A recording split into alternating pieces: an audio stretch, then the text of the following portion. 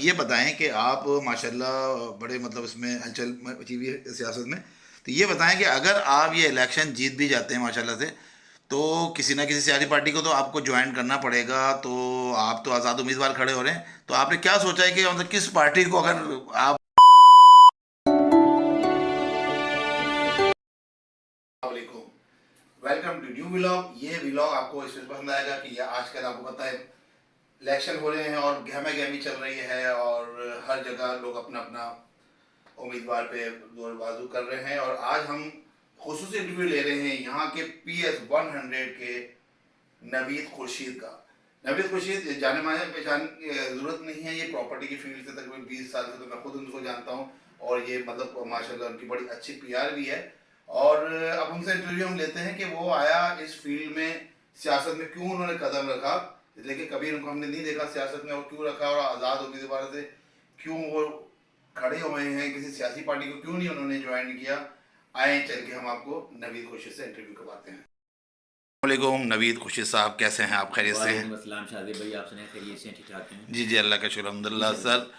آپ کو پتہ ہے آپ تو مصروفیات ہیں، آپ کو جی آج جی آپ نے بالکل ٹائم لگا، آپ کو بالکل۔ سیاست آپ کو زور چل رہا ہے، ہم بھی مصروف تھے، تو آج آپ کو ٹائم ملا۔ اب نوید بھائی آپ یہ بتائیں کہ آپ... ہم تو آپ کو سنتے تھے آپ پراپرٹی کا ہی کام کر رہے ہیں، اس کے علاوہ آپ کی کوئی مصروفیات نہیں ہے، تو اب جا کے پتہ چل رہا ہے، بڑا گہپے گہپی چل رہی ہے کہ آپ سیاست میں بھی قدم رکھ دیا، تو آپ یہ بتائیں کہ سیاست میں آپ نے کیوں قدم رکھا، آپ کی کیا وجہ ہے، مطلب کہ سیاست میں آپ آئے اور آزاد امیدوار کی حیثیت سے آپ کھڑے ہو رہے ہیں، تو اس میں کیا مطلب اس میں وجہ ہے کہ آپ سیاست میں آئیں؟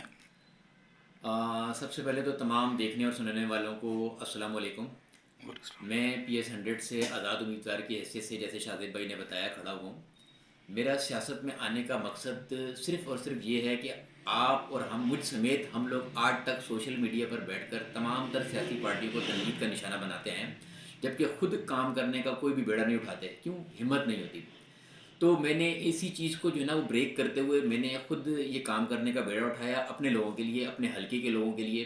میرے اس حلقے کے اندر SRE مجید 1 2 3، عسکری 4، گلشن جمار، پورا گلستان جوہر، ریلوے سوسائٹی، بلاک گلشن کا بلاک 10 10A، یہ سارے آتے ہیں۔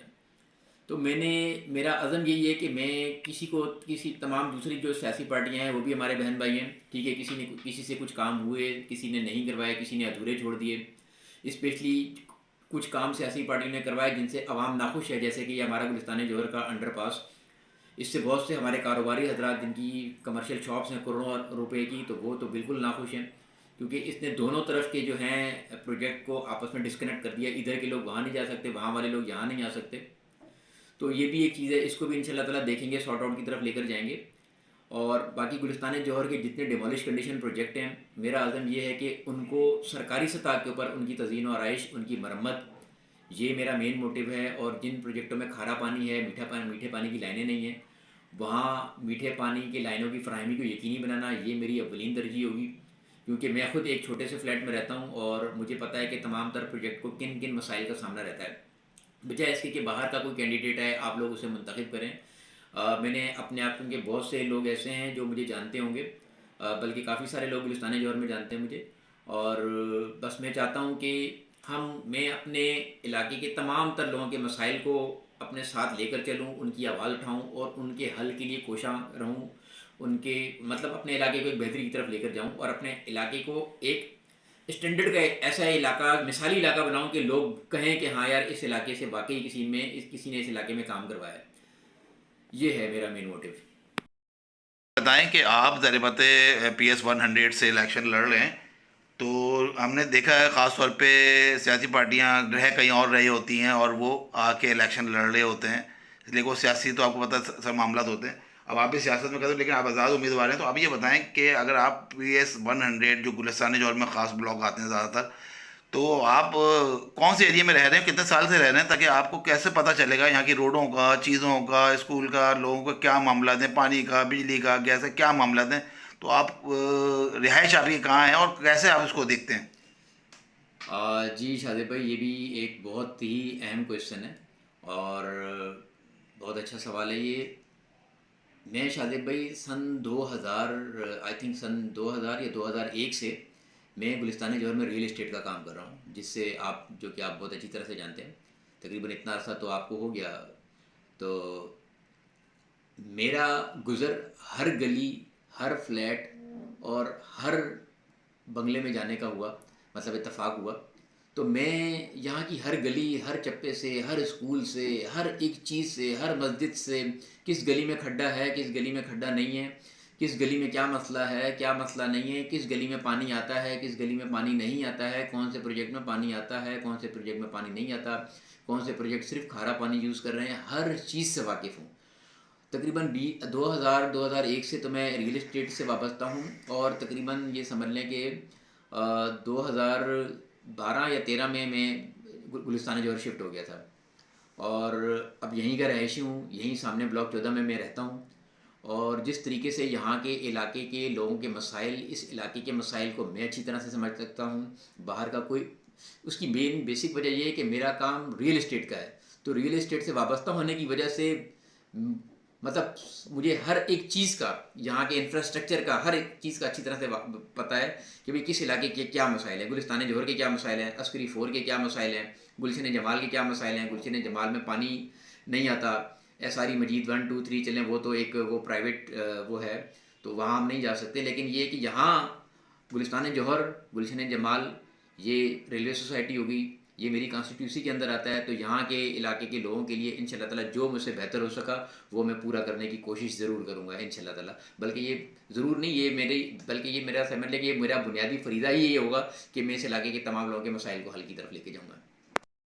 اب یہ بتائیں کہ آپ ماشاءاللہ بڑے مطلب اس میں ہلچل مچی ہوئی ہے سیاست میں، تو یہ بتائیں کہ اگر آپ یہ الیکشن جیت بھی جاتے ہیں ماشاءاللہ سے، تو کسی نہ کسی سیاسی پارٹی کو تو آپ کو جوائن کرنا پڑے گا، تو آپ تو آزاد امیدوار کھڑے ہو رہے ہیں، تو آپ نے کیا سوچا ہے کہ مطلب کس پارٹی کو اگر آپ اس کو وہ کریں گے، تو آپ ظاہر ہے صوبائی اسمبلی کے ممبر بھی ہوں گے، وہاں آپ کو چیزیں بھی کروانی ہوں گی علاقے، تو کس پارٹی کو آپ اس کو جوائن کریں گے؟